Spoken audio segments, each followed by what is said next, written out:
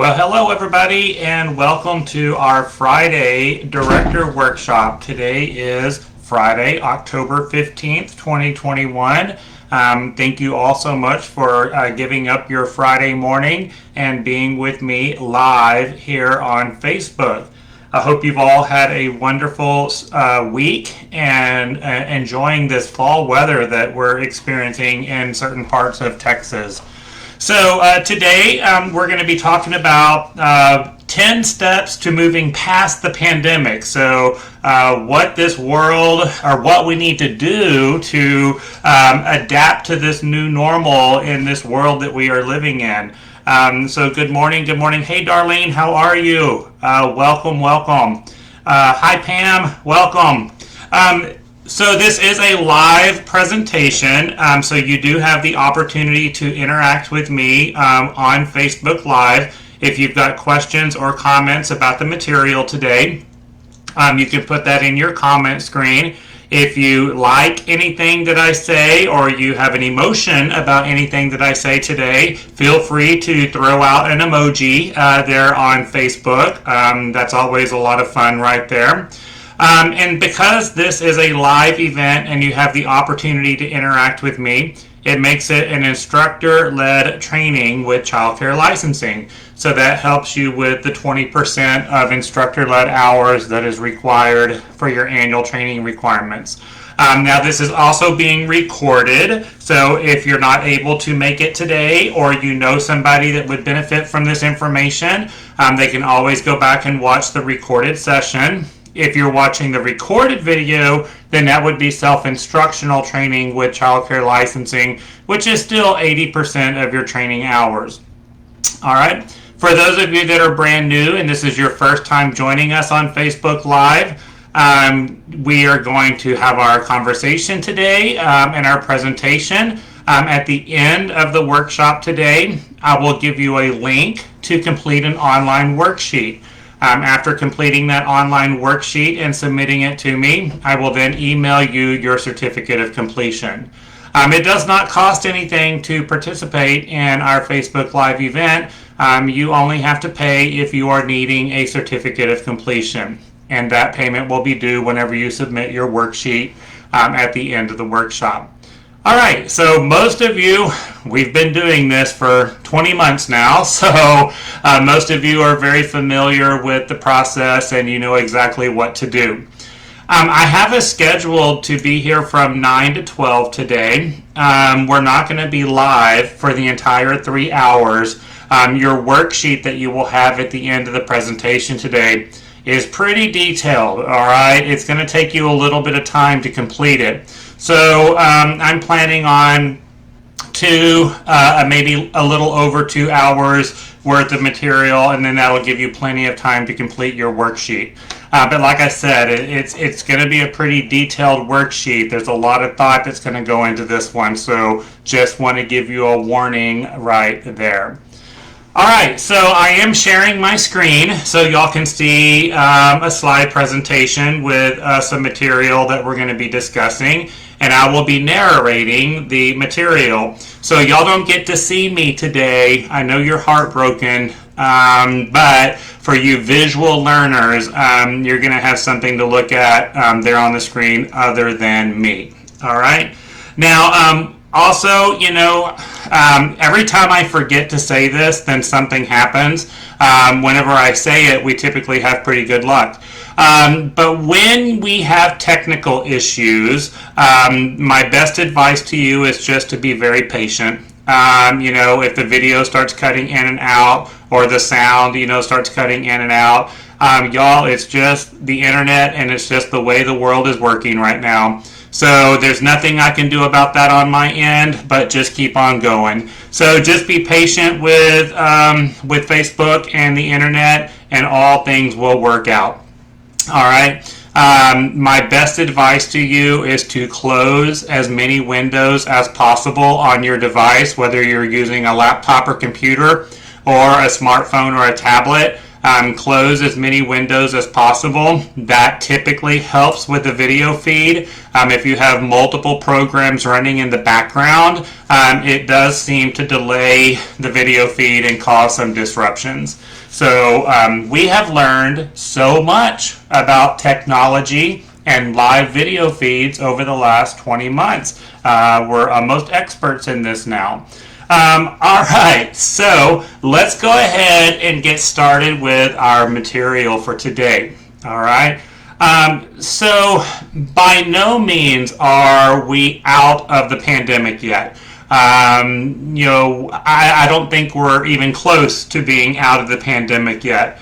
I think, based on my research and just the world as it is, I think we're going to be in this until the end of 2022. I don't think we're going to have any non-pandemic related talk until probably the end of 2022. All right. But what I do think we will see is that we will continue to adapt to this lifestyle that we are in. And I think all of you would agree with me that this pandemic has changed our way of life in so many different ways, both personally and professionally. So being able to adapt and being flexible enough to adapt is going to be your secret to success right there. On top of the pandemic, we also have a lot of other initiatives that are taking place at the same time. Whether it's new licensing rules, Texas Rising Star having some new criteria and expectations, and then of course our federal government, entertaining the idea of possibly having universal childcare in the future. Now that's just talk right now. There's absolutely no ball rolling at this point, but it's definitely being talked about, and I believe has a pretty good chance of becoming reality in the future. It's not going to happen anytime soon, but I think at some point in time it's going to happen, because this pandemic has made everyone realize how incredibly important high quality childcare is. In the United States, we are the backbone of the economy. All right. And if we don't exist, then parents can't work. And if we don't have high quality, then parents can't feel safe. And they can't meet expectations until they feel safe. So it's really important that we meet those expectations with quality. All right. And one of the reasons why I decided to do this topic today, there was an article that was published a few weeks ago, and I can't remember if it was the Washington Post or the New York Times or which news agency posted this. It's kind of irrelevant, but there was an article that was posted that talked about they are projecting in 2022 for about 35% of the licensed child care facilities in the country to go out of business in 2022 for multiple different reasons. And that number is really scary. All right, 35%. That's really, really scary. And so that's why I wanted to put this presentation together today, is to help prepare you so that you will be the 65% that stays in business. And when we talk about 35% of childcare centers that may go out of business in 2022, I think a lot of it will be voluntary. All right, individual owners that are just done.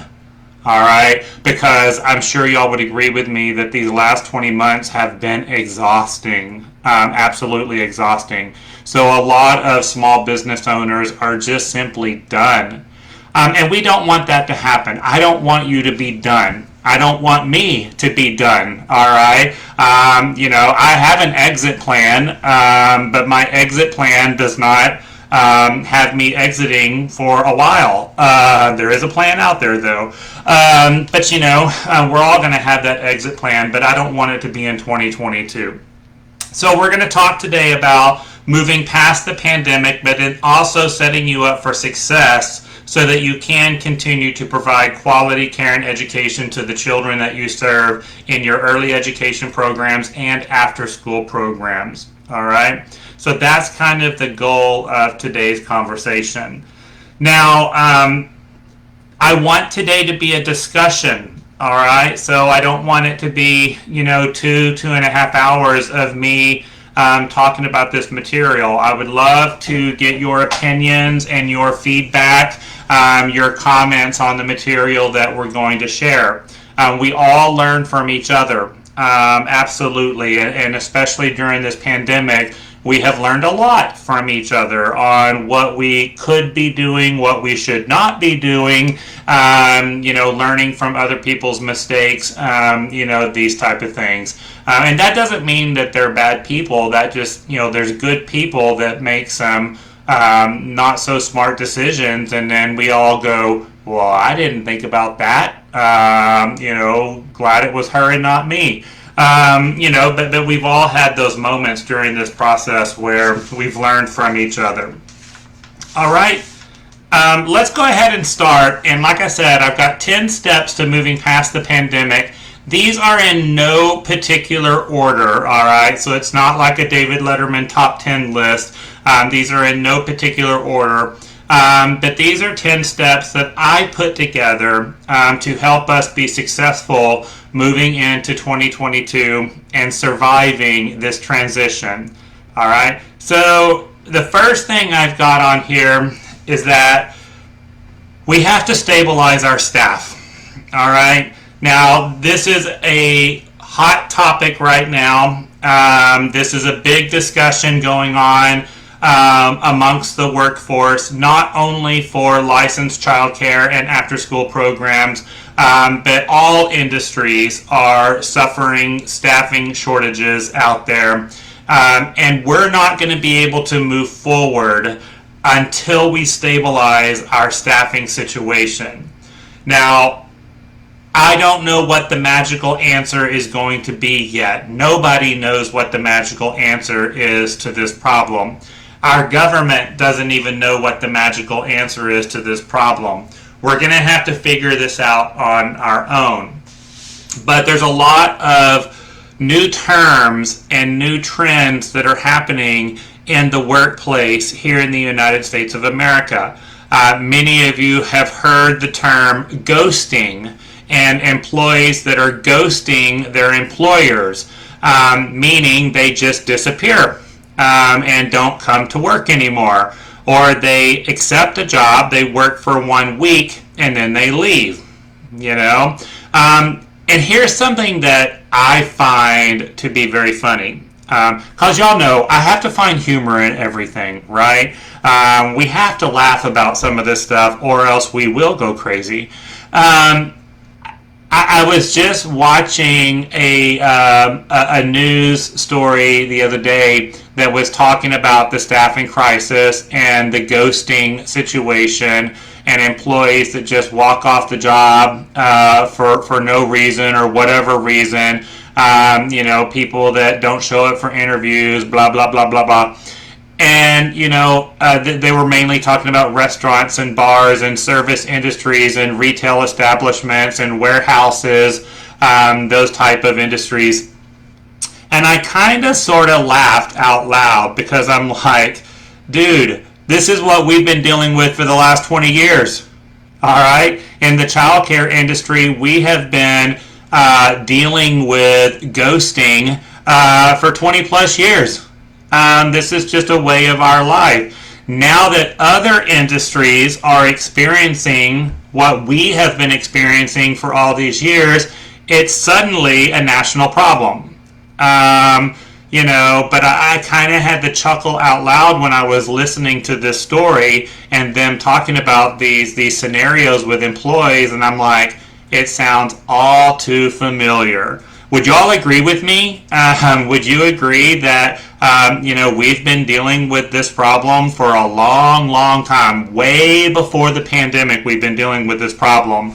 But like I said, now that other industries are dealing with it, it's become a national problem. Yeah. So very interesting right there. All right. So let's talk about some ways that we can stabilize staffing. Yes. So, we've got to find a way to reduce turnover.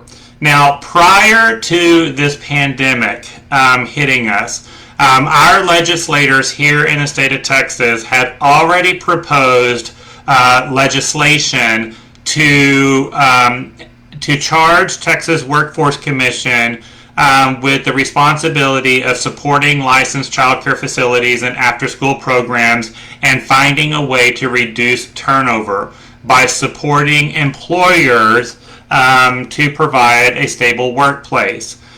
So this ball was already rolling for us here in Texas even before the pandemic hit. So that's a good thing. The legislation was passed by our legislators and it was signed by the governor.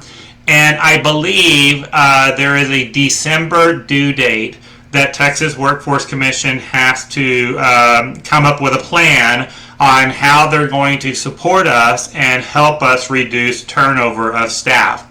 So I'm anxiously awaiting to see what they come up with. I'm sure it's going to have something to do with professional development, but I think there's going to be some other factors that are going to come into this as well. But we can't wait. We cannot wait on Texas Workforce Commission to come up with this plan for us. We've got to start on this now, all right? Finding a way to stabilize our workforce. My opinion is that one of the first things we've got to look at are ways that we can support our employees with their mental and physical health. All right. So what can we do to support employees for their mental and physical health? Because like us, during this pandemic, it's been hard on them too, both personally and professionally. And especially those employees that have hung in there and they have been with us and they showed up to work every single day and never missed a beat. I hope y'all are celebrating these people because they need to be cherished, all right? But there is some psychological damage that has been done to all of us as we've tried to navigate through this pandemic. And we need to be able to focus on that and provide resources to our employees right there. All right. Kelly is saying that she got something, business coaching, in the email yesterday. Yeah, I've gotten a couple of different emails from Workforce about business coaching as well. So that's good. We're heading in the right direction. All right. Now, there's plenty of online opportunities for people to receive services for their mental health. Some are free, some cost a little bit of money. Most are probably covered by some type of insurance, but I think it's definitely worth looking into and possibly getting a group rate that you can provide some mental support for your employees as we move past this pandemic and the trauma that they have experienced. I think that you might find that this is going to be more affordable than you realize. All right. And with the child care relief funds that many of you took advantage of, part of that money was originally earmarked for employee mental health. All right. So they intended for parts of that money to go towards supporting your employees and their mental and physical health. So hopefully all of you took advantage of that opportunity and applied for those funds. You have requested your funds. Many of you have already received your funds. I know that I've already received mine and it's already spent. for the most part, with our expenses from January 1st of 2021 to August.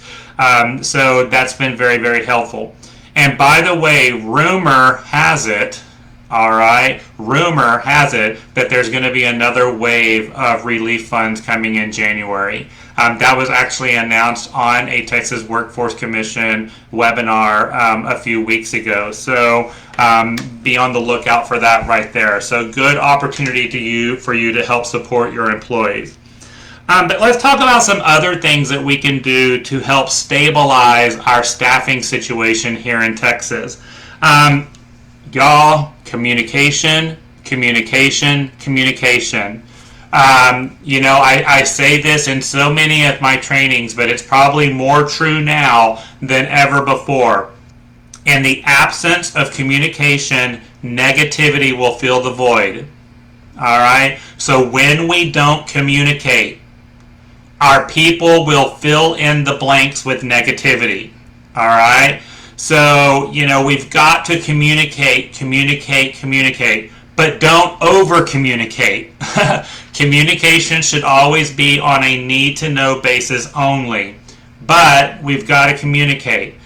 I just coached a program this week on a situation that involved lack of communication.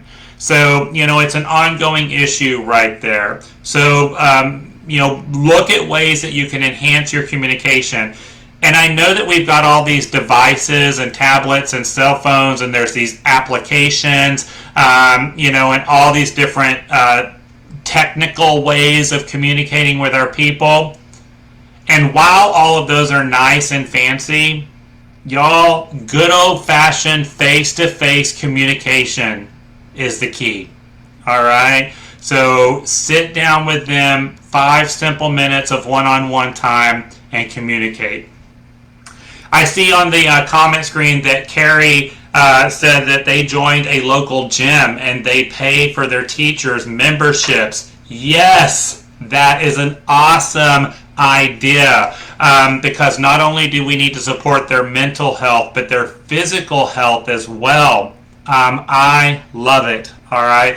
I know programs that have walking clubs, so schools that a group of teachers go walking at the end of their shift, whether around the building or in a parking lot next door, or up and down the sidewalk. But I think that's fantastic, and it's building team, building collaboration right there. So, anything we can do to help support that. Healthy snacks, water available for your teacher. So, water bottles are cheap, especially reusable water bottles. And if you have a filtered water system, constantly having bottled water or filtered water available for your employees. How simple is that? Y'all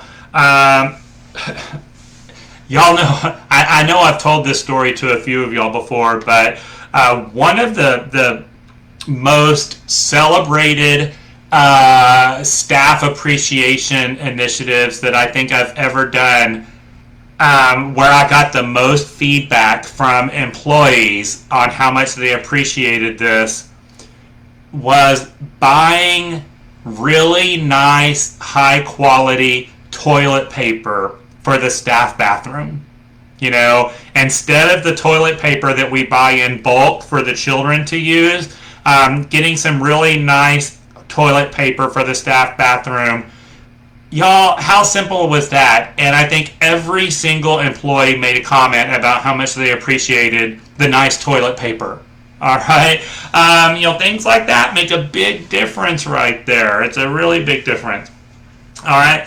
So not only do we want to continue to communicate with our employees, but we want to communicate in a positive manner. All right? And so this is where you, the leader of the program, have to maintain a positive attitude.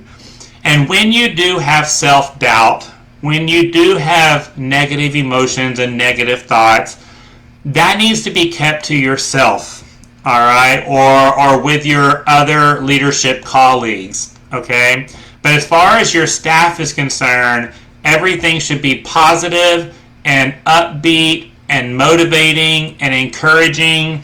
They don't need to know the struggles and the daily obstacles and the frustration that we have as leaders. So keep your communication positive. And this is one thing, as I've been reading all of these articles about the employee ghosting and the staffing shortages and why employees are walking off of their job at a record rate, all right? One thing that continues to come up, article after article after article, is negativity within the leadership. And the managers and the leaders being so negative towards the employees, all right, that they just don't feel comfortable going to work because of the amount of negativity coming from management. And I have to agree with that. I really do have to agree with that statement. I wouldn't want to come to work if I knew my boss was always negative and a Debbie Downer and an Eeyore and the sky is falling. Would you feel safe coming to work in that environment? I wouldn't. I wouldn't want to go either. All right? And I do know that this is a problem. Okay, absolutely it's a problem. So keep that communication positive right there. Always look for ways to reduce stress. So, put together a committee or grab a group of teachers that are willing to participate and kind of make a list of, what is stressing them out. What are some of the challenges that we have within the school, and how can we work together and collaborate to reduce this stress, So for example, and this is something I did about 9 years ago, so this was way before the pandemic, but I kind of did this activity where we got together and was like, okay, what are some things that really stress you out that are part of your job? And a very common answer we got were diapers and wipes, and constantly having to ask parents to bring in diapers and wipes. And then having to borrow diapers and wipes from other kids, and then having to pay them back. I mean, it's just diaper and wipe nightmare. So, really easy solution. We decided to do a tuition increase across the board, and we went to diapers being included in your tuition. So now parents no longer have to bring in diapers and wipes. We buy them in bulk, and we provide them, and it's been magical ever since. All right. And really, I mean, yes, there is a cost associated with this, but when I look at the amount of stress that we eliminated, both from employees and parents, it has been so worth it. All right. And of course, the tuition increase has definitely covered the cost. And like I said, we've been doing this for about 9 years now, so it's been a while. All right. So, like I said, grab a group of your teachers, put a committee together, and let's talk about ways that we can reduce stress and collaborate. You don't have to be the only one to come up with solutions. Challenge your people, empower your people to help come up with solutions within your program. All right. The next thing that we can do to help stabilize our staffing is be empathetic and patient with your employees. Like I mentioned earlier at the beginning of the workshop, they're going through a lot too, all right, personally and professionally. We need to be aware of that and attuned to their personal needs, all right? And we can be empathetic and patient with them as they continue to navigate themselves through this new normal, okay? So don't be quick to make judgment or make a decision. Don't make knee-jerk reactions. Be a little patient with them. We still need to hold them accountable. We still need to have them meet expectations, but just be respectful to the personal circumstances they are going through. All right? We're going to talk about promoting some new staff protocols later on in the workshop, but definitely when we talk about stabilizing staff, they need to see that you're making an effort to improve the environment. All right. So very important that it is very obvious that the leadership is making efforts to stabilize the staffing situation. If they don't see it, if they don't hear it, then they're going to make the assumption that it's not being done. All right. So once again, in the absence of communication, negativity fills the void. Build confidence. All right. Confidence in your program, confidence in your ability. I think confidence is the key right here. And many of us, our confidence has been shattered, throughout this process. I mean, just when you start feeling good about yourself and your program, then boom, you have a positive case of COVID, and you're knocked off your pedestal. I mean, and the scenarios just go on and on and on, where, the moment we start feeling confident in ourselves again, boom, something happens and we get knocked down. So I completely understand how, your confidence may be shattered. But we've got to find that determination and rebuild that confidence within ourselves and our program. When you have confident leaders, you create confident employees. And in our situation, when we have confident teachers, they create confident children. All right?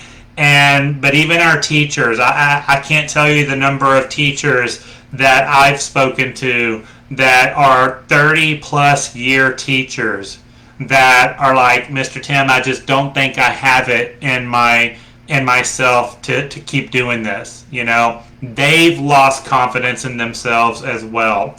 So we've got to help them reconnect with that confidence. They can handle this. They can do this. We can push through these difficult times. All right. Recognize our hard feelings, recognize the difficult times, and we're going to help them push through it. Not dismiss it, not eliminate it. We're going to help them push through it. All right? And we can do that. But it starts with us. We can't help our people if we're not confident in ourselves first. Okay? So that's going to be important right there for you. All right? And the last thing I have right here is, to recognize the small things. All right. We're always looking for, the big picture and the big accomplishments and the big celebrations. But right now, make it part of your daily duties to recognize the small things that your people are doing. All right. The simple fact that they're coming to work every day in dress code. The simple fact that they're clocking in and out on time. Those things. That when you are walking around doing your half-hour ratio checks, check the lesson plan. If it's 9:34 on Friday and you're walking into that classroom, what does their lesson plan say that they should be doing right now? And if you notice that they are doing this, they are meeting their expectation, recognize that. Just like we do with the children. Hey, your lesson plan says that you're supposed to be in circle time right now. And you are. You're in circle time. Thank you so much for following your lesson plan. That really means a lot to me. How simple is that right there, to acknowledge that small part of their day? So recognize those small things. Yes. Carol says, yes, the simple and small. Yes, the simple and small things make the biggest difference right there. Our overall goal in stabilizing staffing, so everything that I just talked about right here, our overall goal is to alleviate your employees feeling anxious. All right? We want to alleviate that feeling anxious in the workplace. When they don't feel anxious, we're going to have stable staff. All right? So that's going to make a big difference. All right, let's move on now to step 2, to moving past the pandemic. This is going to be a difficult conversation, so I just want to warn some of you that this is a difficult conversation. I want you to be open-minded. I want you to have an open heart, and don't immediately jump to a conclusion, all right? Remember, anger is nothing but fear in disguise, and fear sends false messages to the brain, all right? And this topic sends a lot of false messages to the brain. So here is step 2 to moving past the pandemic. We have to find a way to increase wages and benefits for our employees. Okay? Now, once again, this is what we're hearing about a lot in the media, is that employees in all industries are complaining about low wages for the job that they're doing and the risk that they're taking. Once again, I kind of have to chuckle because this has been an issue in early education and after-school programs for 30 years. All right? We've been dealing with low wages and lack of benefits since the creation of the childcare industry. We've been dealing with the lack of respect. We've been dealing with the amount of risk and liability that is on our shoulders, since the creation of our industry. But now that other industries are experiencing this issue, it suddenly has become a national dilemma. There's a lot of things that we can say about this particular topic right here. All right? Y'all remember to breathe, okay? Remember to breathe. Many of you, like I've already mentioned, were able to participate in the child care relief funds. Those funds, once again, part of the initiative was to help us increase wages for our staff, as well as cover some of our expenses that we occurred over the pandemic, and to help, refuel and replace some of the funding. I know many of you, especially private business owners, we exhausted our savings accounts, during this pandemic. So the child care relief funds were a great way for us to replenish that much needed savings, for our business. Especially here in Texas, not only did we have the pandemic, but then we had the winter storm, as well as a few other incidents that, we have really exhausted our resources. So the child care relief funds were a great way to replenish that, but it's also a way to help increase staff salaries. In addition to the relief funds, we have the child tax credits that are being sent to families. And the child tax credits are meant to cover the expenses of raising your child. Those child tax credits are not meant for them to sit at home and not work and live off tax credits. Those child tax credits are not meant for them to go buy a new TV or a new car. The child tax credits are to help pay for the expense of raising their child. So what I'm trying to get at is that you should not feel guilty increasing your tuition rates right now. The parents are given the opportunity to supplement that. All right, they've got their child tax credits coming in. That way you can increase your tuition and then turn around and increase your staff wages and enhance your benefits. Okay, so there is a method to the madness, and that is the method right there.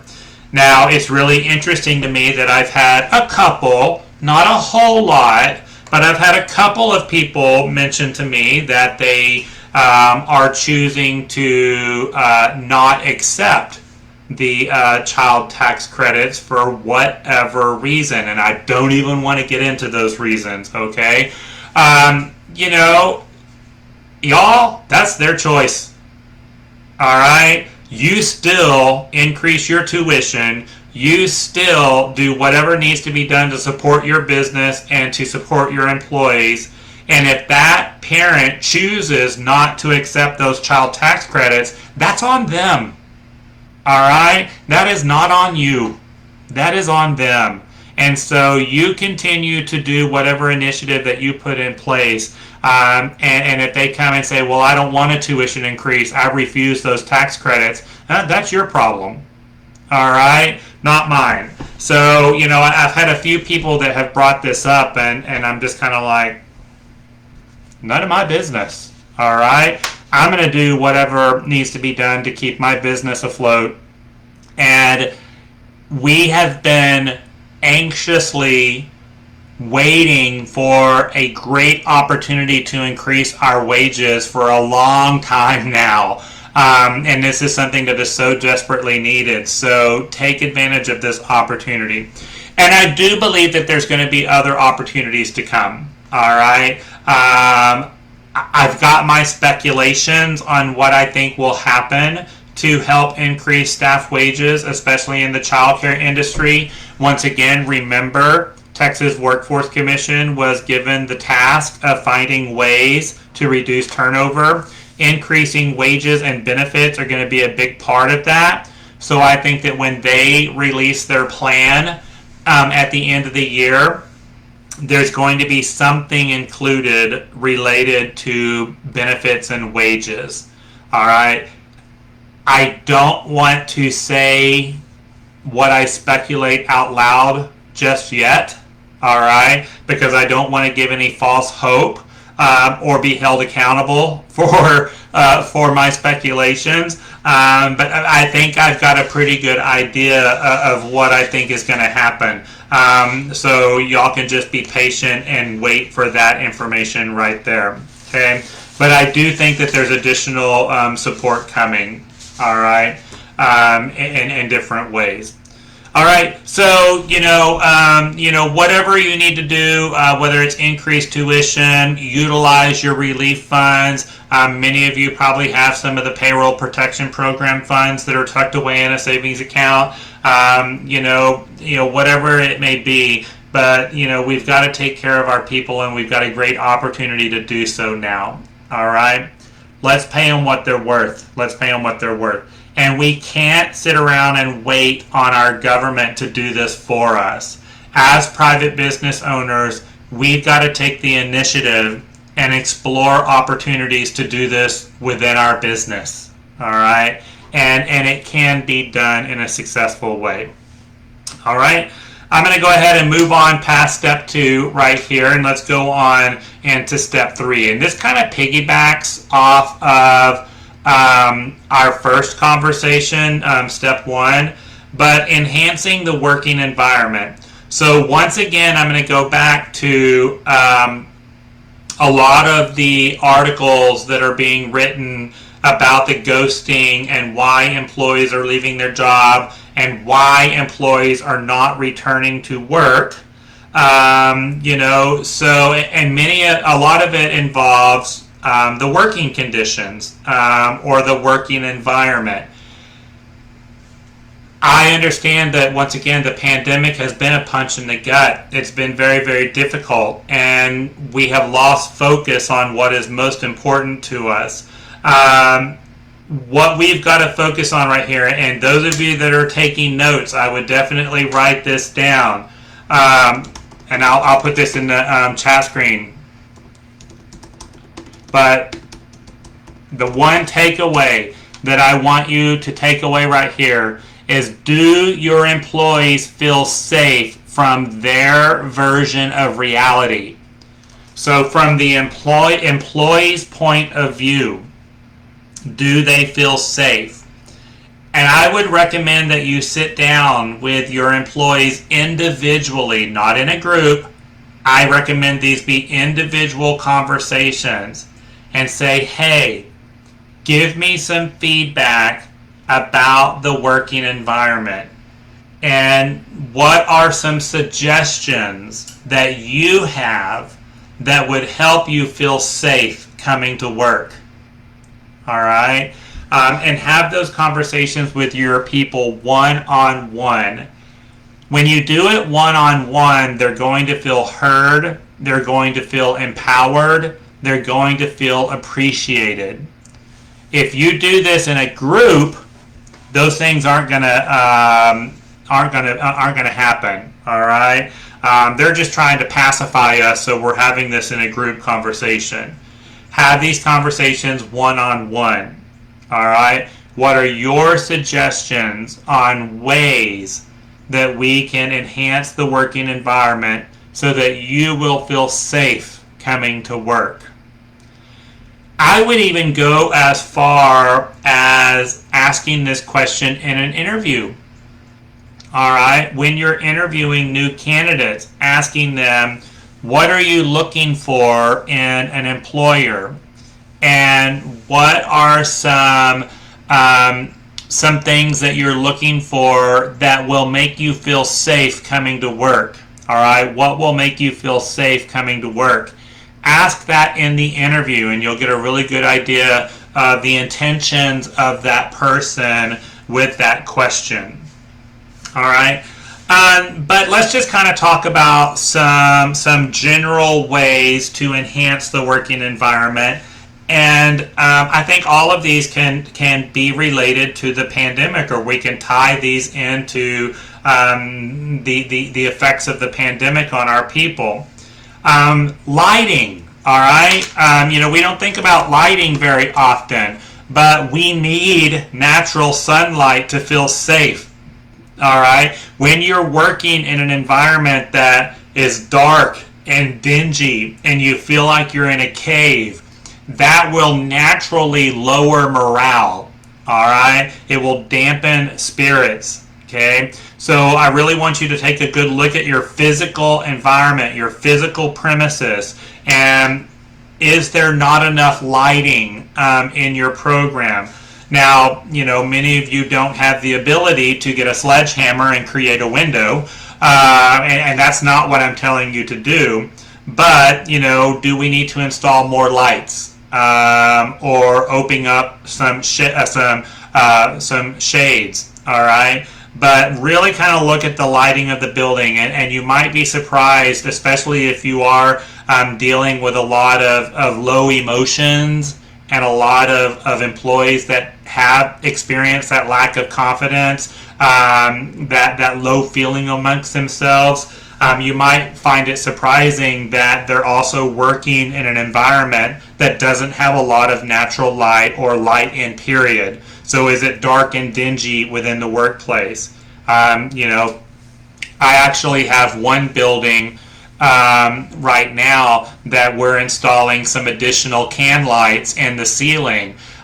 Just because it is a little dark in there, and the paint color that we chose may not have been the best paint color, but we did it prior to the pandemic, but we recognize that it's a little dark and dingy in this one building, so we're trying to find creative ways of brightening it up, because that does make a difference in, their version of reality, and do they feel safe. So Laura is asking the question, what do you mean by feel safe? Well, once again, this is from the employee's version of reality. Do they feel mentally and physically safe being in your workplace? And the main thing right here is do they feel mentally safe? All right? And that's what you've got to look at. But, there's no answer to your question, Laura, because it's going to be different for every single employee. All right? For me, what makes me feel mentally safe is I want to walk into an environment where there's a lot of smiles and laughter and people that enjoy doing what they do. That makes me feel safe. If I walk into an environment that's negative and people have a poor attitude about their job and it's written all over their face that they don't want to be there, I'm not going to feel safe. All right?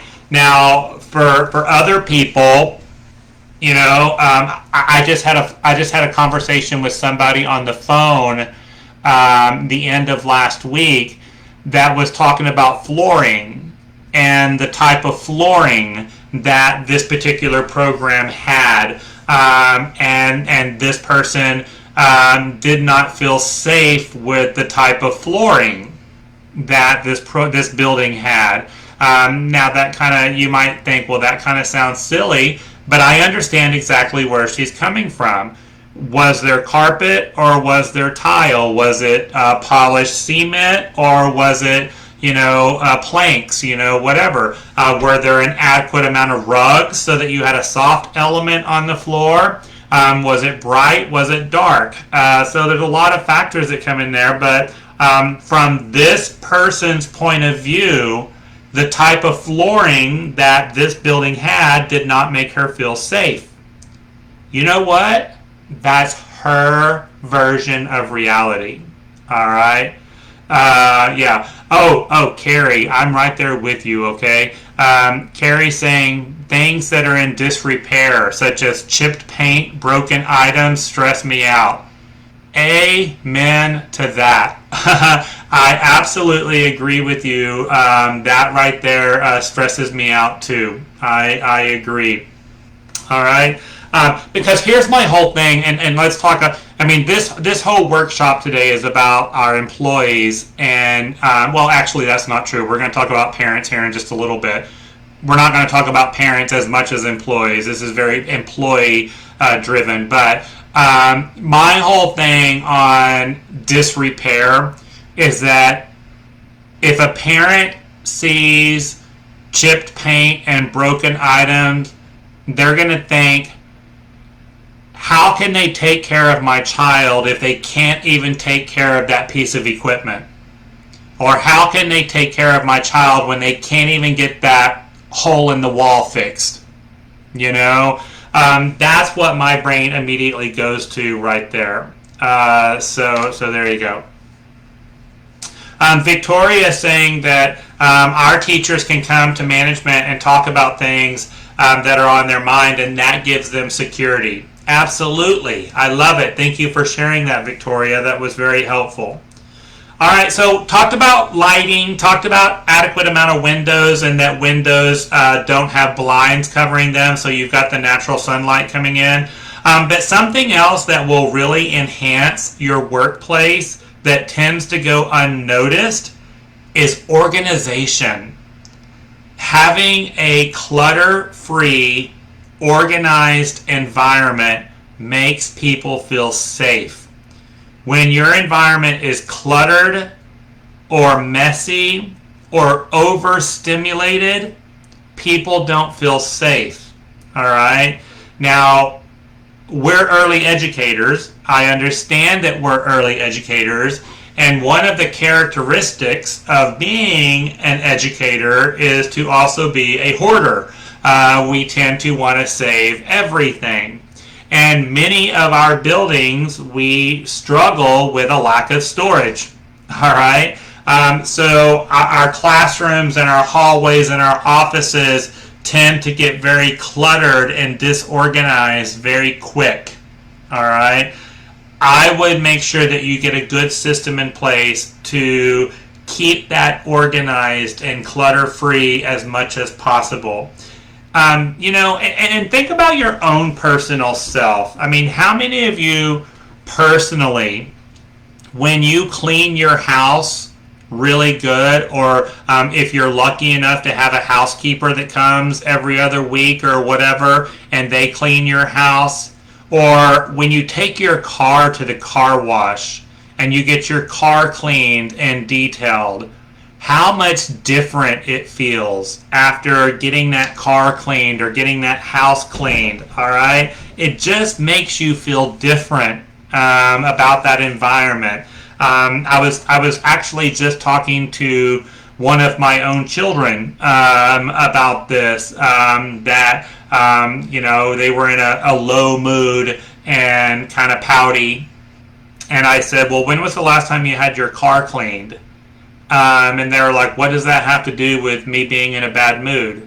And I said, you know what? Just go get your car clean, get your car detailed, and just see if it makes a difference in your mood.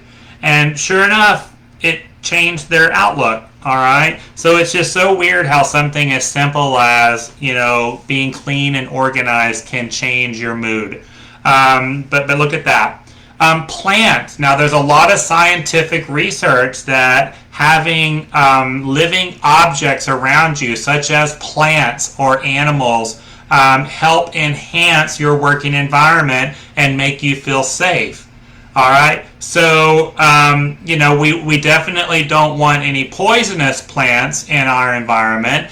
We need to be careful of that. We don't want plants accessible to children that will put things in their mouth. But just having some little pot plants and stuff, and potted plant, in your program, it makes a difference right there. So kind of look at that, as well. Oh, Veronica is saying, yes, so OCD, and they expect the entire school to be organized and labeled. Yeah, y'all, it really does make a difference. It does. All right. Is your environment equipped with ergonomically correct furniture and equipment? So when we talk about teachers' posture and the chairs that we're expecting them to sit in and work in, are they age and size specific and ergonomically correct? All right. When we've got poor posture, or we're expecting people to sit and work in furniture that is not designed for their size or shape, it has a big impact on their version of reality. And I put this on my list because it's a very common issue in our industry, that we expect our grown adult teachers to sit in chairs made for 3-year-olds and perform their duties. So kind of take a look at your classroom. Do you have age appropriate chairs for them to sit in when it is an appropriate time to sit, or alternate seating that is ergonomically correct? All right, that makes a big impact right there. Focus on distractions and try to eliminate distractions within the workplace. We expect our employees to perform a job duty, but then we're constantly distracting them with different things. So I would kind of, just for your exercise, create a distraction log. And anytime, there is a distraction in your program, just jot it down, date, time, classroom or environment, and what was the distraction. And I know it kind of seems meaningless, but it's really not. I think you might be surprised at the number of distractions our employees experience on a daily basis that is preventing them from successfully doing their job. And then we're going to take that list and we're going to explore opportunities to eliminate some of these distractions. And again, when you put this down on paper, so get it out of your head and on paper, I think you might find that there are a lot of distractions that either can be eliminated or delayed. All right, there's no reason why we have to go talk about this right now, or there's no reason why we have to go do this or expect this right now. All right, so there you go. I've always said breaks, giving employees breaks are important when your staffing allows it. Now, I know that when you're short-staffed, giving breaks can be a little difficult, but I've been talking a whole lot here lately about children and their attachment system, and having a secure, healthy attachment figure.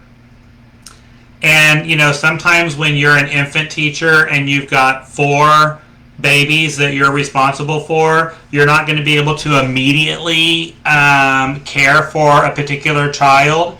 And we understand that. But if the child knows that you will eventually be there, okay, they know you will eventually be there, that creates a secure, healthy attachment figure. So it's kind of the same thing with adults. You may not be able to immediately give them a break, but they know you will eventually be there for them. So that's important. When they ask for a break, a potty break or a breather, do they have to wait a long period of time, or do they know you will eventually be there? So, we want to look at that. I've already talked about having water and snacks available for them. There you go. Personalize the area. So, give them some empowerment, give them some ownership. Let them decorate their classroom to meet their personal needs, family pictures, things that are important to them that are age appropriate. But the more we can allow them to personalize their workspace, the more it's going to be enhanced right there. Get to know each other. Over the last 20 months, we have been encouraged to limit the amount of mixing or cohorting of people as much as possible. And especially if your love language is quality time and you enjoy getting to know people and you enjoy being around people, this has been traumatic for those individuals. That they haven't been able to spend time with others. They haven't been able to celebrate with others. And we need to recognize that, people that is their love language, they've really had a difficult time. So, now that things are starting to get a little safer, we still need to take precautions. We're not out of this yet, but things are getting a little safer. Let's plan some organized events where we can get together in a safe and healthy way, and we can get to know each other and celebrate together, as much as possible. So be empathetic to that and find some ways to support these people right there. All right. Very good. And the last thing I have on enhancing the working environment is to focus on your practice of gratitude. And again, it starts with leadership. So we need to practice gratitude with our employees and then encourage them to practice gratitude in the classroom. All right. So we're going to teach the children about gratitude. We're going to practice gratitude with the children in the classroom. And remember, what we offer to others, we strengthen within ourselves. Okay? So the more we practice gratitude with the children, the more willing they're going to be to practice gratitude in their everyday life. All right? So let's focus on what we're thankful for. Because once again, what we focus on, we get more of. So if we can get them to focus on gratitude and appreciation, then we're going to get more of that. If they're only focusing on how distressed the workplace is and how negative the workplace is, all right, and how difficult it is to work with other people, if that's where their focus is at, then they're going to continue to get that. All right? So we've got to shift their focus on gratitude and appreciation, and that will have a huge impact on enhancing the working environment. All right, step 4 to moving past the pandemic, moving forward, is it is time, and it's October right now, so it's a really good time to do this. It is time for us to do a very comprehensive review of your policies and processes. Now, over the last 20 months, many of us have adopted and amended lots of policies. And we've had a lot of conversations in previous workshops about policies and processes that we will keep in place, moving past the pandemic, all right?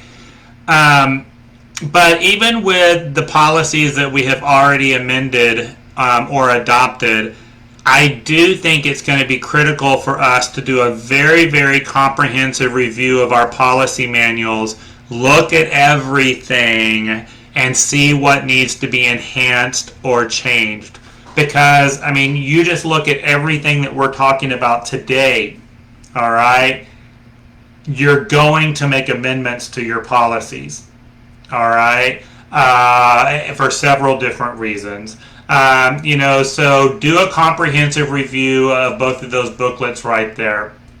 Whether it's your enhanced illness exclusion guidelines, your tuition policies, when parents pay their tuition, whether they're present or not, and especially if they're absent for an extended period of time, especially due to a quarantine situation, what is your policy? And I know many of you have adapted your policy on this over the last 20 months. While we want to be fair to our parents, we also have to stay in business. So if you're holding that spot, there should be some financial responsibility. Now, it's going to be different for everybody depending on your circumstance, so there's no cookie cutter approach to this. But we're definitely going to take a better look at closures and extended absences and what the tuition is going to look like in those cases. And remember, if a parent doesn't like your policy, they have the option of going somewhere else. All right? So it's really simple. If they don't like your policy, they have the option to go somewhere else. But you're not going to change your policies just because a parent doesn't like them. Same thing with your employees. If they don't like your policies, they can go somewhere else. Now, there's a little method to my madness here about increasing wages and enhancing benefits. We need to make it to where they can't afford to lose their job. You've got to make it to where they can't afford to not work for you. All right? Then you're going to be able to stabilize your staff, enforce your policies, and they will meet expectations. I did a wage increase across the board back in June for all of my employees, but I also made it pretty clear that we're going to do this wage increase across the board, but I'm also going to raise the expectation. And the days of employers being held hostage by their employees are going to be over. All right? We're no longer going to be held hostage by our employees because we're going to pay them, higher wages and offer better benefits. I'm going to have a line of applicants ready to come to work for us. So when an employee wants to start playing the hostage game, see ya, bye, because I got a line of people ready to take your job. Okay, y'all, and that's what we've got to do. That's what we've got to do. So yes, there are going to be employee expectations that change. So policies with enhanced health practices, with attendance guidelines, with attendance exclusion. Because if we're excluding a child for certain symptoms, we need to do the same for employees. All right? Whether or not they're going to get paid and what that's going to look like. Okay? Now, if they're going to miss work without pay, this is going to encourage them to take better care of their mental and physical health. All right? So that they can come to work. Again, we've got to put some responsibility back on them. You have some responsibility for, staying healthy so that you can come to work when needed. All right? So, we're going to look at that as well. Anyone want to share any policies that you're either considering adopting or any policies that you have adopted or amended over the last 20 months that you plan on putting in place? Anyone willing to share that in the comment screen? While you're typing and sharing your comments, I'll share a few things with you. Definitely limiting parent access to the classrooms. We have seen a huge reduction in illness exclusion. Screening parents, just like we do health checks on children, health checks on parents when they're dropping off and picking up has made a big difference in the operation of the program. The enhanced illness exclusion. So rather than being symptom-free for 24 hours without medication, many of us have enhanced that to being symptom-free, fever-free without medication for 72 hours before they can return to your program. That's made a huge difference in the health and safety of our program. And parents and employees are going to be more attuned to their own personal health practices. They've got to stay healthy so they can continue to come. So again, it's putting some of the responsibility back on them. All right. These are definitely some things that we've looked at, that we have learned from, throughout the process. All right. Good deal. All right, so I'm going to go ahead and move on past policies, because we've talked about this in so many other workshops. You can go back and review those. So step 5, I think, is critical. Let's everyone take a deep breath for a moment. I want y'all to consider that we are 20 months into this pandemic. And I want y'all to think about the infants and the toddlers that you currently have enrolled in your program. Them interacting with adults wearing face masks, or them having to physical distance 3 to 6 feet away from other people.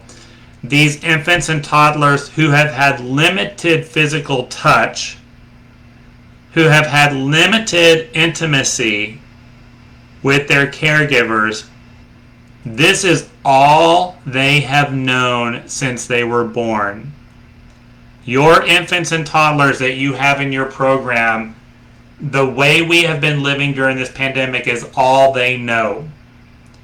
That is going to have a substantial impact on their social and emotional health. So as we move forward past this pandemic, we have got a huge task on our hands that we are going to have to put a much larger focus on social and emotional development. Okay? Now it's going to start with our teachers. Okay? We've got to start with our teachers. So I need y'all to really look at, the training that we are providing our teachers, and are we providing them an adequate amount of training on social and emotional learning and ways that they can support the children in this post-pandemic world. The children that have had a lack of, face-to-face contact and physical touch and intimacy. We're going to have to do a lot of repair and a lot of rebuilding with those kids. All right? School-age children, those of you that have after-school programs. I was just watching a news story earlier this week here in Dallas, and they were talking about a large percentage of children in public schools, especially low-income and at-risk children, are so far behind because of the pandemic and the virtual learning and the closures of schools. They are so far behind they will never get caught up. That was hard to hear. And looking at the data they were going off of, I can totally see it. All right? So those of you that have after-school programs, being able to provide social and emotional support for these kids is going to be critical, because this is what I'm afraid is going to happen. And I know it's going to happen. It's just reality. These kids are going to be pushed to the limit. They are going to be overwhelmed with the schools trying to get them caught up. And you're going to have a very large number of children that can't handle this. Okay? So being able to provide the skills needed to self-regulate, the skills needed to deal with the world when the world's not going your way, all right, the skills needed to calm when you are triggered is going to be so critical. I talked to a director earlier this week that had a teacher that quit and walked out. And the reason why this teacher walked out, she said she has no desire to work with children who misbehave. And I told the director it's probably a good thing she walked out. All right. She actually said that, y'all. I have no desire to work with children who misbehave. Number one, behavior is a form of communication. Behavior is an opportunity to teach. Mistakes are opportunities to learn. All right? And we learn from our mistakes. You are never, I don't care how perfect of an environment you're in, you're never going to have children that don't misbehave. You're never going to have adults that don't misbehave. It is in our nature to misbehave, all right? But that gives us the opportunity to teach. It gives us the opportunity to lead, all right? But reality is that, are y'all ready for this? Y'all thought we had behavior challenges in the past. It ain't nothing compared to what we're about to experience. All right? Because these kids, their window of tolerance is so narrow, and especially our school-age kids, all right? Their buckets are so full, they're not going to be able to handle it. And we have to be there to support them. We have to be there with the right skills to help these children push through these difficult times. We cannot turn our back on them. All right? They are going to need us more than they've ever needed us before. And so moving forward, moving past this pandemic, we've got to start right now preparing our teachers to help support these children with social and emotional learning. All right? This is going to be a huge factor in your success. All right? So I vow to offer more trainings on social and emotional support. I will offer more trainings on developmentally appropriate social and emotional skills that you can practice in your classroom. I'm going to make that commitment to you and to all of your staff, because this is what is going to be needed in order for us to survive. So I hope you're ready. And remember, kind of circling back to our entire conversation today, what we offer to others, we strengthen within ourselves. So if we can offer these skills and this support to the children, it's going to help the social and emotional development of our adults. And of course, the picture that you see on the screen are the 7 powers of conscious adults from Conscious Discipline. Please visit consciousdiscipline.com. Check out their website. There are so many free resources to help your people in the classroom. All right. Go to consciousdiscipline.com, go to free resources, scroll down to Schubert School, and then click on Schubert and Sophie's Classroom. And then there's going to be different structures listed. Click on each of those structures, and y'all, there's video after video after video after example after example after example to help your teachers in this area. So you kind of have to navigate through that site, but they're there. And I think you're going to find it to be very, very beneficial. If you can afford to do so, there are e-courses available on consciousdiscipline.com that are extremely helpful to you and your staff. I strongly encourage you to check that out. I am also a certified instructor for Conscious Discipline, so if you would like for me to come out to your program to do trainings for you and your staff, you can request me on consciousdiscipline.com. When you go to professional development, you can request a quote for on-site training, and then you can request me as your trainer, or whoever. It doesn't have to be me. That as long as we're getting it. All right. So that's just one resource for you. There's lots of other resources for social and emotional support. All right, let's move on now to step 6 and moving forward and moving past the pandemic. It's going to be to continue to enhance health practices. All right.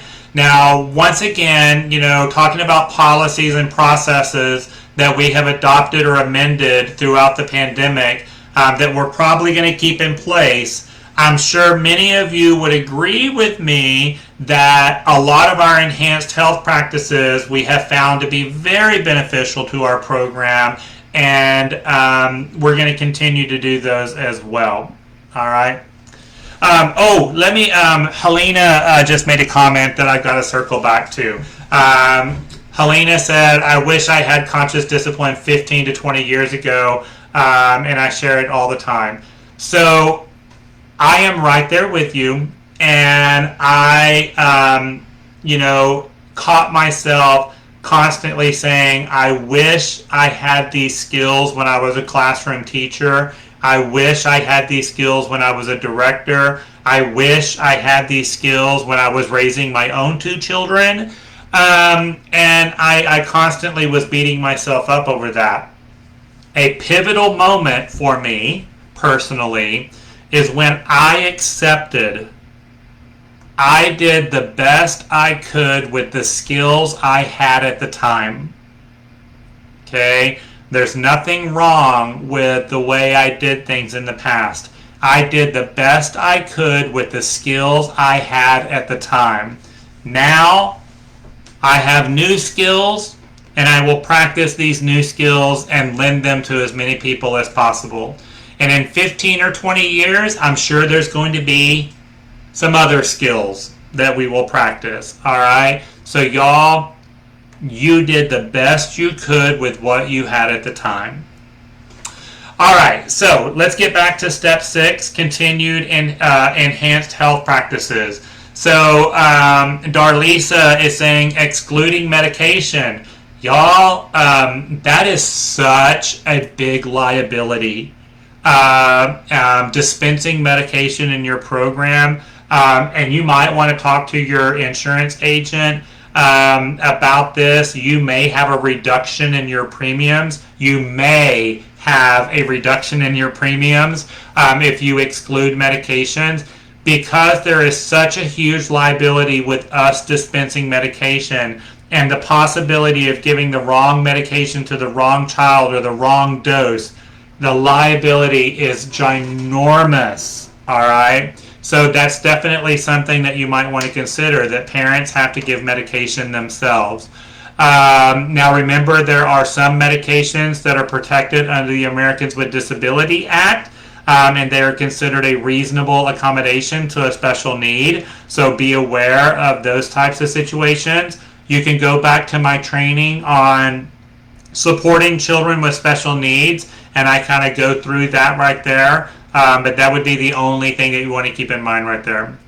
Laura is saying that we have found that our daily use of the electrostatic sprayer after school dismisses and has decreased other non-COVID illnesses drastically. Yes, I love it. All right. They got it for COVID but are continuing using it. Yes. And again, I don't know how many of y'all participate in Texas Rising Star. But this was one of the benefits of being a Texas Rising Star participant, is that they gave us some free sprayers, which have been really nice because they're expensive. And so having that opportunity to continue to enhance our disinfecting and sanitizing process has been very, very helpful. And having access to those sprayers has been really good. Of course, y'all know that one of our sponsors is Greg, the chemical guy. You can go to my website, timthetrainer.com, and go to sponsors, and you can find Greg's contact information. But of course, his products have been extremely helpful during the pandemic, especially the DSD. And you can use that in those sprayers after hours as well. So that's been good. Of course, the continued focus on hand washing for both children, employees, and parents. Y'all, again, I think this has been so critical that when we look at the amount of illness reduction we've had, you know, it's the parents. And we've never focused on the parents' health until now.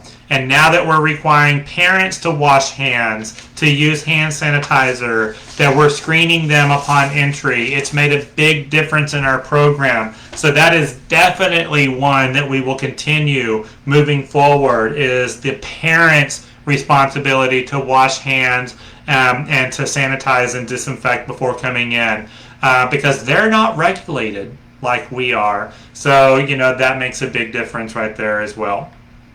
All right. So, Letitia is saying they have a portable sink in their front hallway for people to wash hands upon arrival. Love it. Fantastic. And I know that that portable sink is not appealing to the eye and probably does not go along with your decor. But we can make it pretty and make it match our decor. But I love that right there. You know, so again, you've got that proper hand washing that's happening upon entry of your program. All right, let's shift gears a little bit now to more of the business side of moving forward and moving past the pandemic. We're going to have to adapt to new marketing, enrollment building, and retaining enrollment techniques. All right, because you know it's a different ball game now when we're talking about building enrollment and retaining enrollment.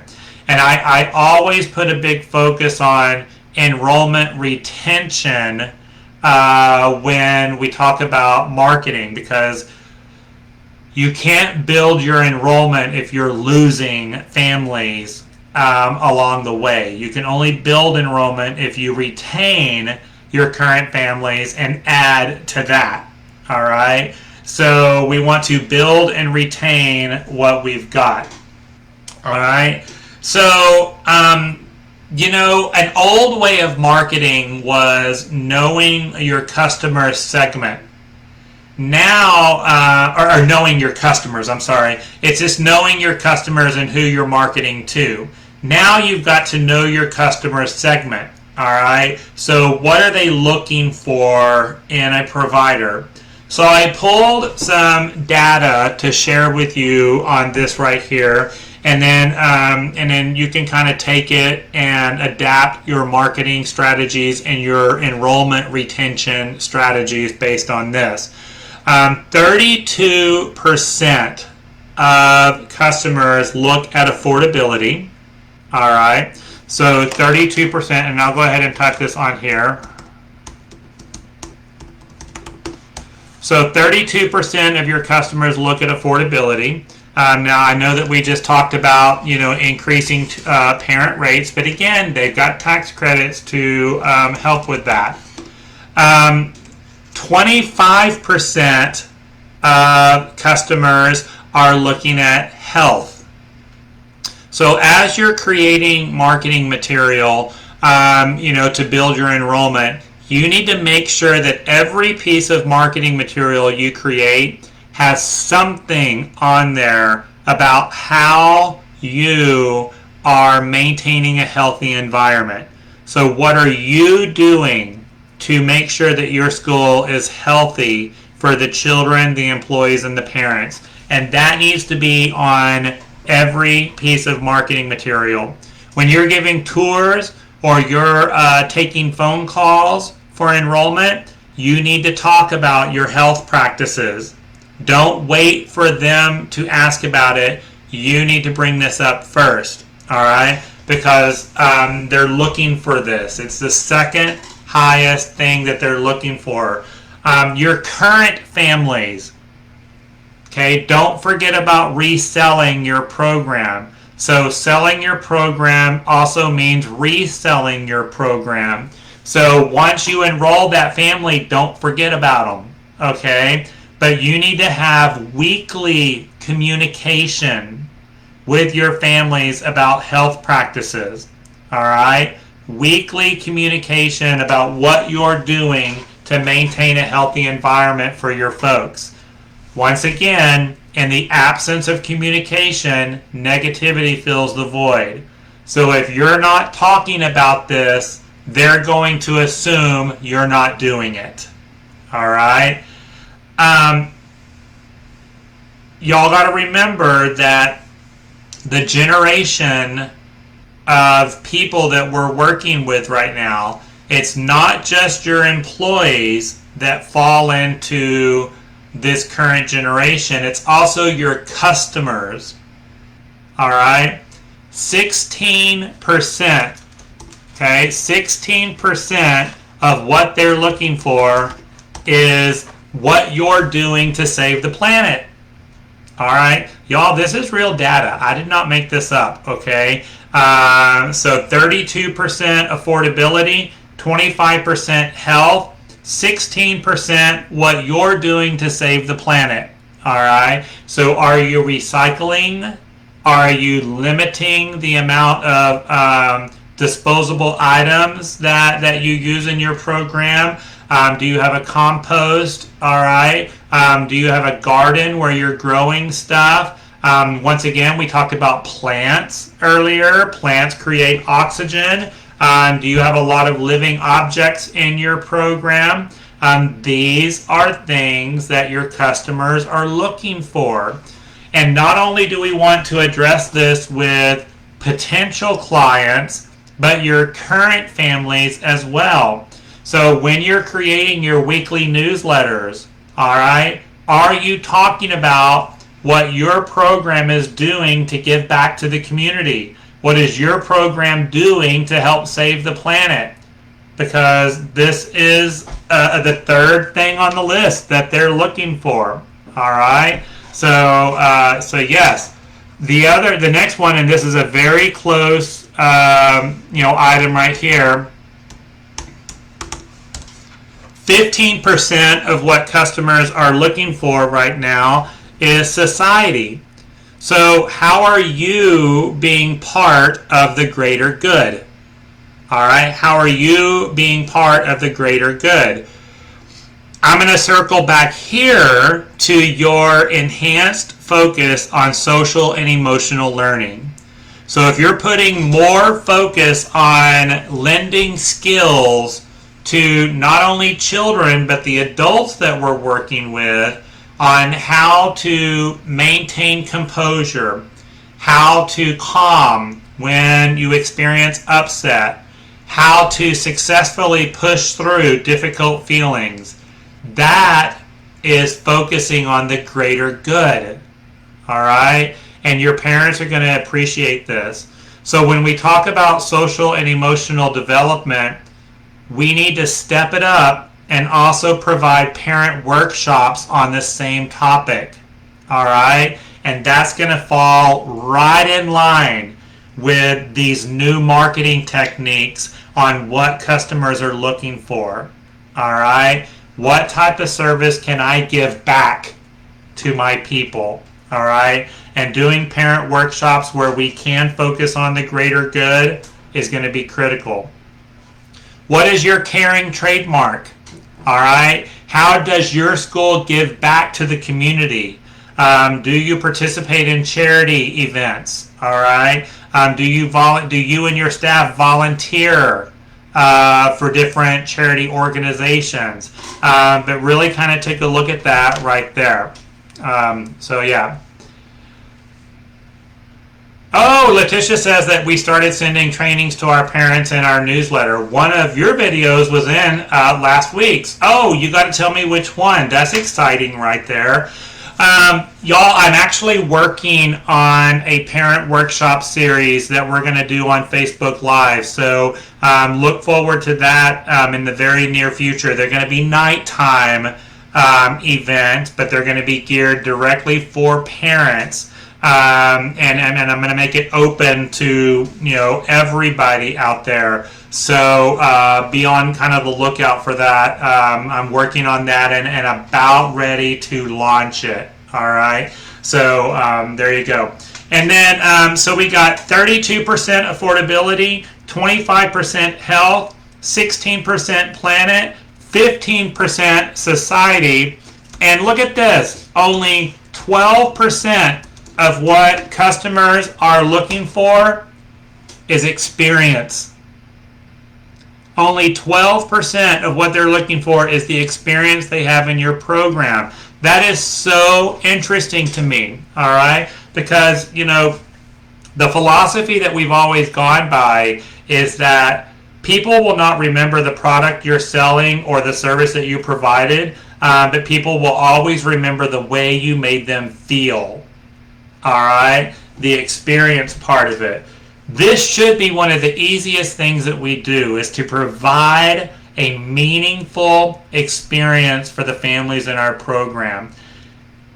And y'all need to be talking about this. All right. So once again, weekly, we are sharing and talking about the experiences that we have in our program.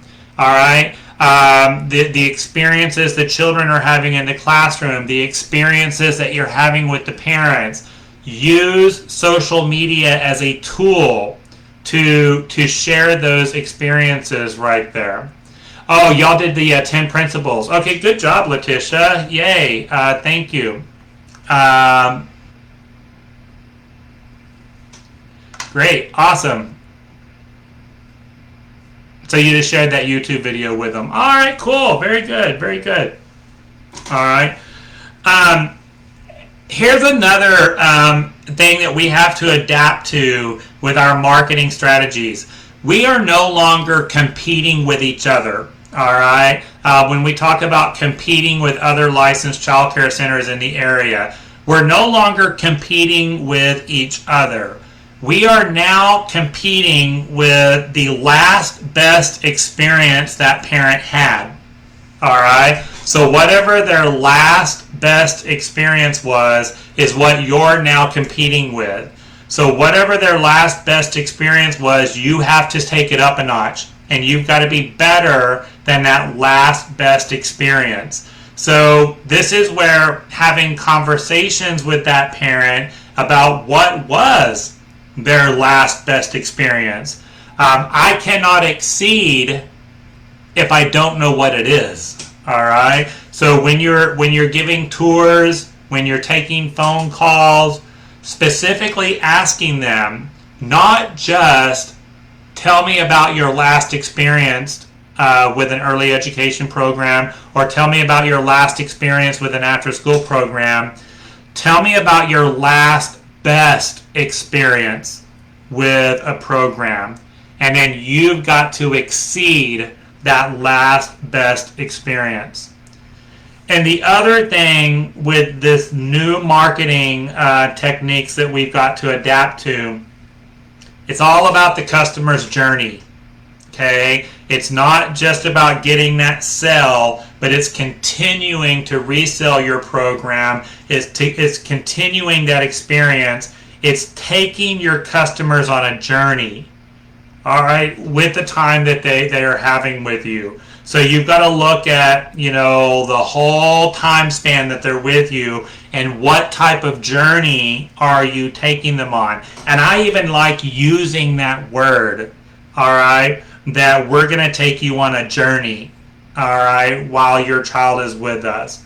And of course, relationship, connection. Not just at the beginning of the enrollment, but also, as you try to retain it. Don't stop building those relationships. And nowadays, people's personal values are more important than products and service. So how can we meet the needs of that person, that parent or that customer's, personal values? So you've got to really, just like with the children in the classroom, you've got to reach them before you can teach them. Same thing with the parents. You've got to reach them. You've got to understand them. You've got to know what is important to them, all right, before you can meet those expectations. Okay? Very good. Let's move on to step 8. We're almost done here. Adapt your style of professional development. Well, it would help if I move the slide. All right. Now, this is a difficult conversation for me because, I miss being in person with y'all, and I've adapted to these Facebook Lives and Zoom and virtual training events, and they're working. They're getting the job done, all right? I don't think we'll ever go back to the way things were. Will we continue to have in-person events? Yes. We will be. We've all, for a year now, we've been offering in-person director credential. It's a hybrid class, so you can either attend in person or virtually. And we will continue to offer that for now. In 2022, I will go back to having weekend mini conferences, but they're not going to be as many as we've had in the past. So it's going to be a smaller number of events, but we are going back to having in-person weekend mini conferences. But I will continue to do Facebook Lives. So we're going to have to blend it and do both. They're going to be separate events, all right? But we're going to have to adapt to everyone's style of professional development. I've said this a few times now that with professional development and us doing all of this virtually and live, it's like getting toothpaste out of the tube. Once you get it out, you can't put it back in. And so I think that's the best way to describe professional development right now. Now, we are going back to conference settings. I did 3 conferences this summer that were very, very successful. I just got back from a conference a couple of weeks ago in Florida that was a full house. We've got some other conferences coming up. So, we're starting to see those pop back up and numbers are looking good. But we'll continue to do the virtual stuff too. I'm actually speaking at a conference in Nashville in a few weeks. In about 3 weeks, I'll be in Nashville at a conference. So, but like I said, we have to adapt. And then also look at new topics. So what are some new and different topics that would benefit your staff? I've already talked about increasing the number of topics related to social and emotional development. But I want y'all to really brainstorm on new and different topic ideas that would benefit you and your staff.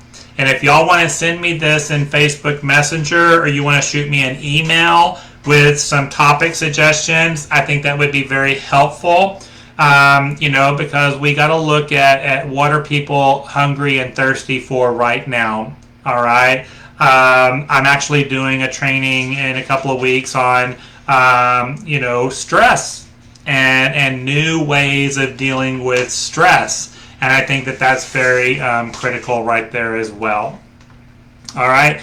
So be thinking about that, new topics that we can do to help support you out there. But then I really want you to think about what are some new topics that your staff are going to need moving forward, moving past the pandemic, to better support them, to better prepare them for success in the classroom. Let's think outside of the box on some new topics. All right, number 9, we're almost done here. Hang in there. We just got a few more minutes. We got to practice the power of acceptance. All right, the moment is what it is. Now, we've practiced this a lot over the last 20 months, and I think we're going to continue to practice the power of acceptance. Like I mentioned at the beginning of the webinar, we got a lot of balls up in the air. It's not just moving past the pandemic, but it's also new expectations with licensing, new expectations with Texas Rising Star, new expectations with the federal government.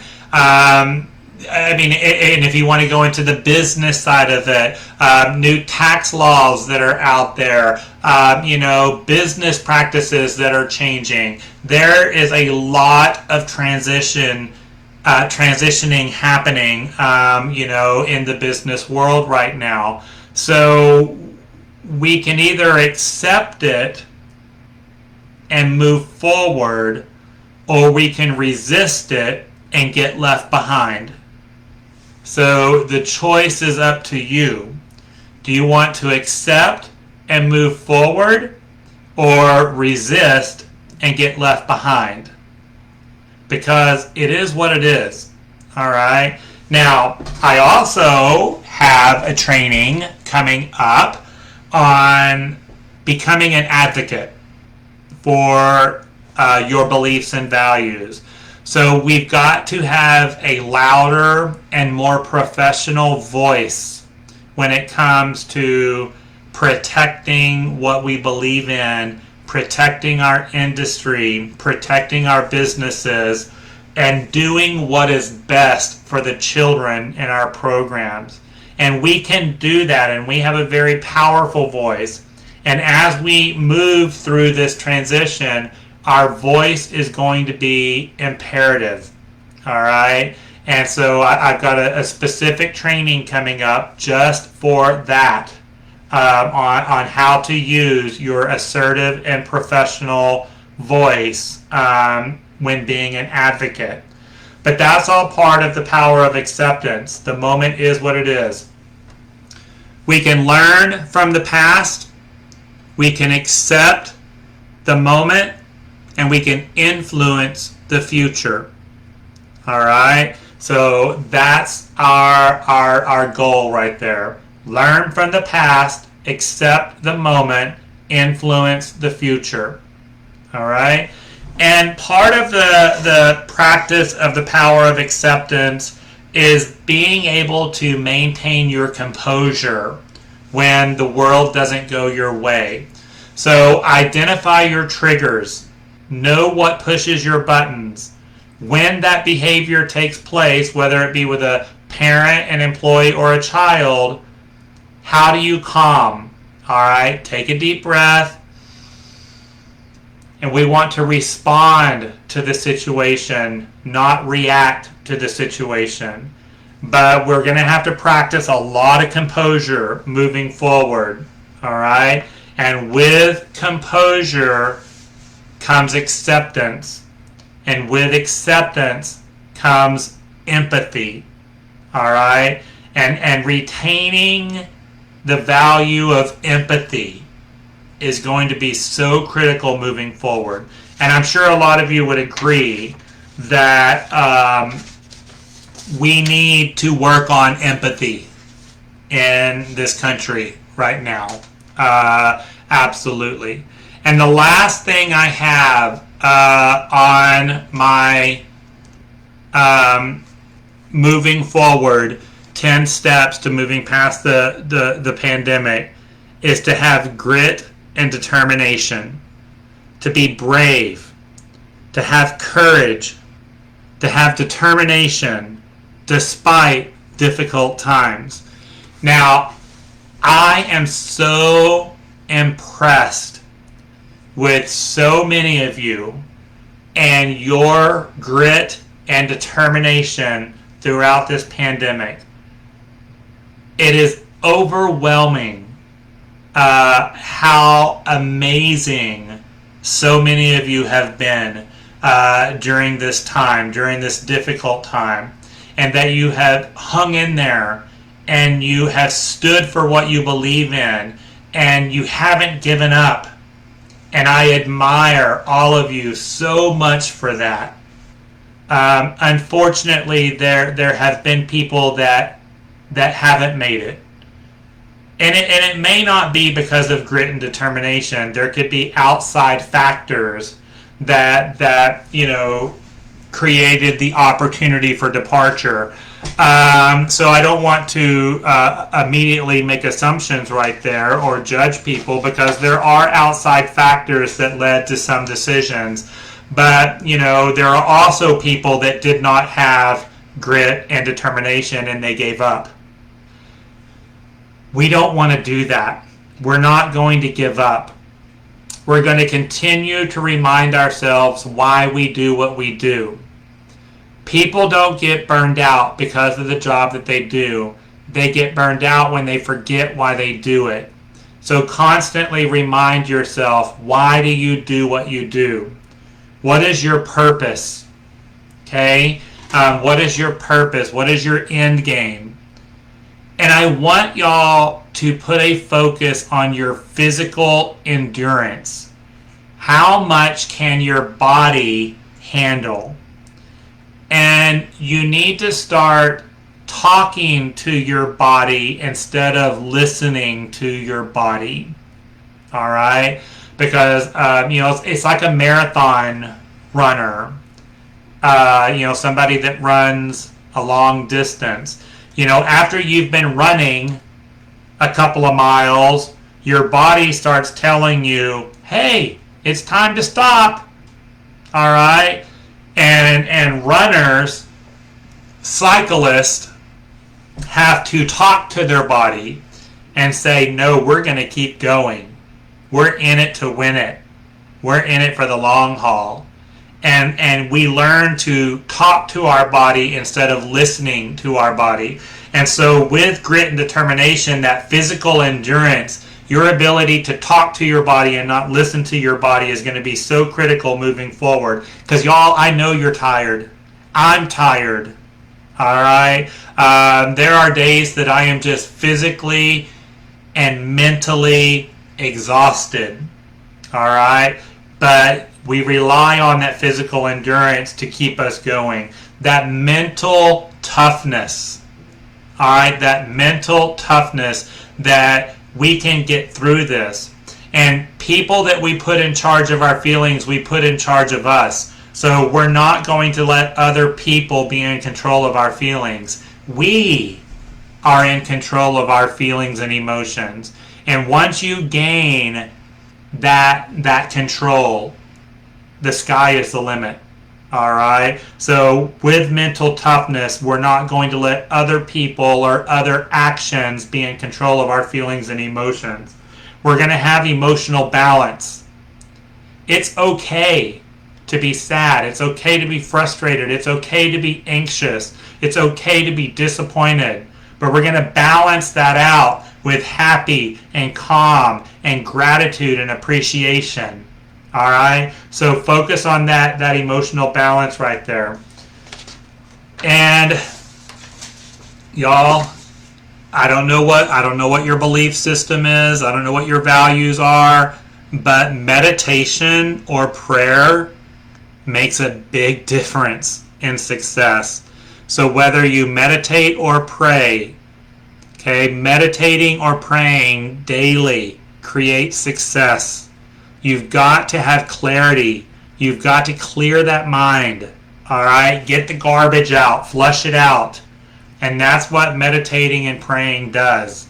All right? So whatever your beliefs and values are, you can take that for what it's worth. But I have definitely found, number one, I don't know how you can work in this industry without prayer, because a lot of times we've got to pray daily.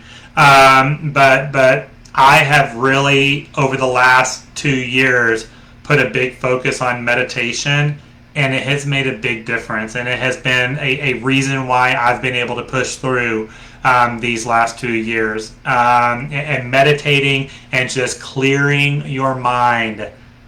Clarity, all right? Clarity is important.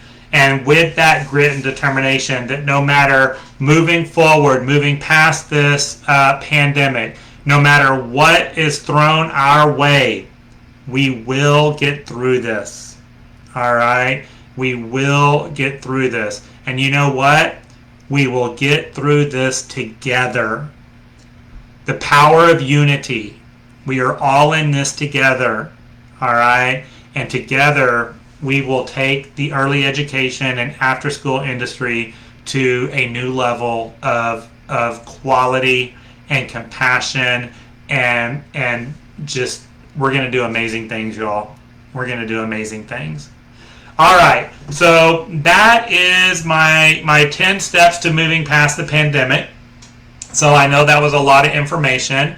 Know that you can go back and you can rewatch any part of this video. It is recorded. It's available on Facebook. It will also be available on my website later this afternoon. So you can always go back and rewatch any part of this. If you know anybody that would benefit from today's material, please refer them to the video, and they can watch it as well. The worksheet to complete for your certificate of training for 3 hours of training should be posted on Facebook here any moment now in the next couple of minutes. So once that link is posted, you can click on the link. If you're going to pay with a credit card, click on the link, online worksheet paying with credit card. If you have established an online account with me, then you can click on the link for paying with an online account. All right. And you can complete that worksheet, and then I will email you your certificate of completion for today's event. All right. So yes, I had a good time today. I don't know about you, but I really enjoyed today's workshop, and it was very helpful for me, as well as helpful for you, hopefully. Remember, we have teacher workshop tomorrow, so we're going to be an introduction to STEM and understanding the engineering design process. So that will be coming up tomorrow, so you can look forward to that right there for your teachers. Same thing, 9 o'clock right here on Facebook Live. And so I look forward to seeing lots and lots of your teachers tomorrow for that really awesome training. All right, y'all, you've got about an hour to do your online worksheet, but like I said, it's a very detailed one. It's going to take you a little bit of time. So take time with your worksheet, really think through this and reflect on yourself and the material, and let this be part of your growth, okay? Remember, if you came in late, you can go back and watch the beginning of the video. Always know that that's available immediately on Facebook. You can go back and watch that. All right, so y'all enjoy the rest of your Friday. I appreciate and admire all of you, and I will see you all very, very soon. Have a wonderful rest of your day. Bye.